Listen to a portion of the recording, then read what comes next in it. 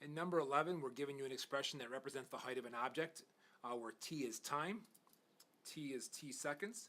The initial height of the rocket in meters. So the initial height is when t equals 0.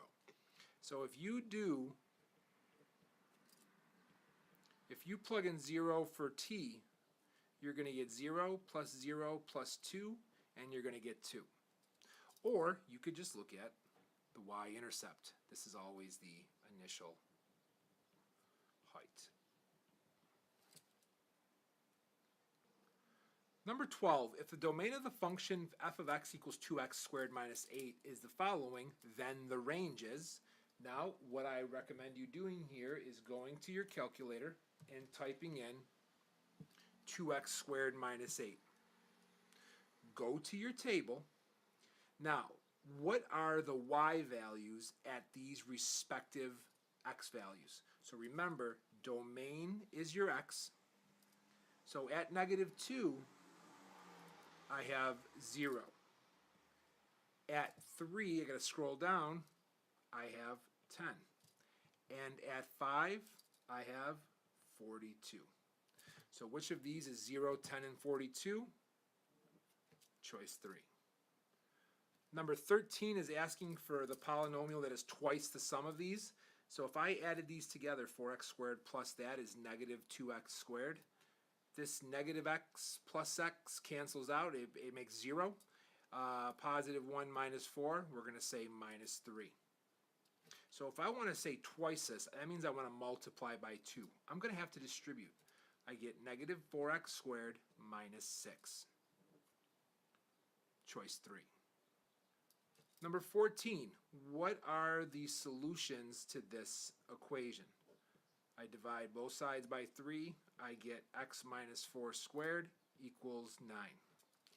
Square root both sides. I get x minus 4 equals 3. But I'm going to say it's a positive or a negative 3. Add 4 to both sides. I have a positive 3 plus 4. And I get x equals 7. Or I have a negative 3 plus 4, which is 1. My two answers are 7 and 1. Choice number 1. A system of equations is shown below. Which method eliminates one of the variables? Now remember, in order to eliminate one of the variables, you have to multiply one or both of the equations by a number so they have the same coefficients. If I were to multiply this equation by 3, I would get 12x minus 9y equals 24.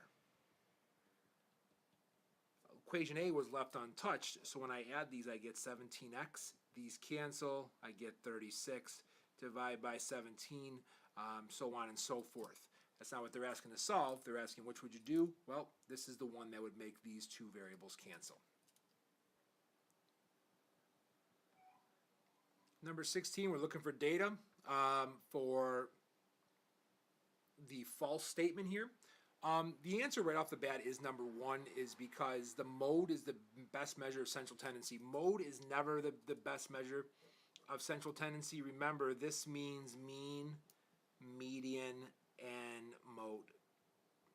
Mode is never a good measure of that. Remember, the range is the highest minus the lowest value.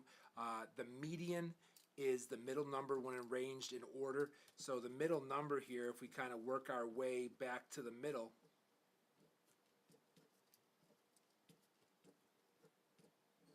look at that, our middle number is 53. Okay, 17 is worded a little funky, but if we just focus on the second half, it says, what is the solution of this inequality?